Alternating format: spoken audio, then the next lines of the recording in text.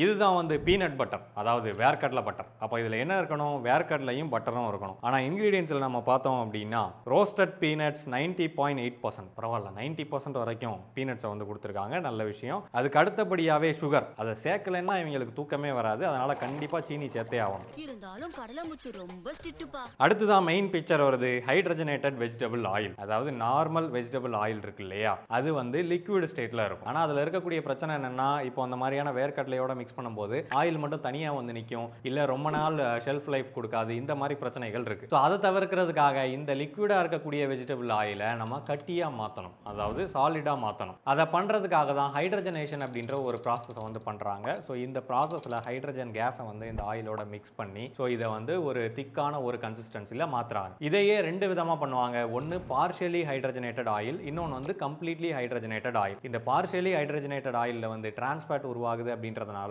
இதை நிறைய கண்ட்ரீஸ்ல பேன் பண்ணியிருக்காங்க. அண்ட் FSSAI இதுக்கு வந்து நிறைய ரெஸ்ட்ரிக்ஷன்ஸையும் கொண்டு வந்திருக்காங்க. ஆனால் இந்த ஹைட்ரஜனேட்டட் ஆயில் அப்படின்றது கம்ப்ளீட்டாக ஹைட்ரஜனேட் ஆயிடுச்சு அப்படின்றதுனால இதில் டிரான்ஸ்ஃபேட் உருவாகக்கூடிய அளவு வந்து கம்மி. ஸோ அதனால தான் இதை பட்டருக்கு அல்டர்னேட்டிவாக பெரும்பாலான இடங்களில் நீங்கள் பயன்படுத்துறதை பார்க்க முடியும். இது என்ன டைப் ஆஃப் ஃபேட் அப்படின்னு சொல்லி கேட்டிங்கன்னா, ஹைலி ரிஃபைன்டு சேச்சுரேட்டட் ஃபேட். நார்மலாக நம்ம சாப்பிடக்கூடிய எண்ணெய்களில் சேச்சுரேட்டட் ஃபேட் இருக்கும், அன்சேச்சுரேட்டட் ஃபேட் இருக்கும். இது எல்லாமே ஒரு மிக்ஸ்டான ப்ரொபோர்ஷனில் இருக்கும். ஆனால் இது வந்து பார்த்தீங்க அப்படின்னா பியூரா சேச்சுரேட்டட் ஃபேட் தான். ஸோ அதுவும் உடலுக்கு தீங்கான ஒரு விஷயம் தான். நியூட்ரிஷனல் இன்ஃபர்மேஷனில் 100 கிராம்ஸுக்கு 25 கிராம்ஸ் வந்து ப்ரோட்டீன் இருக்கு, அண்ட் சுகரும் வந்து கம்மியாக தான் இருக்கு. 90% இந்த வேர்க்கடலை செய்கிறது அப்படின்றதுனால ஸோ இந்த விஷயங்கள்லாம் கொஞ்சம் பெட்டராக இருக்குன்னு சொல்லலாம். பட் உங்களுக்கு வேறு ஆப்ஷனே இல்லை அப்படின்னா நீங்கள் இதை எடுத்துக்கலாம். இதுக்கு பதிலாக வேர்க்கடலையை அரைச்சிட்டு நீங்கள் நெய் ஊற்றி கூட நீங்கள் பீனட் பட்டராக சாப்பிட்டுக்கலாம்.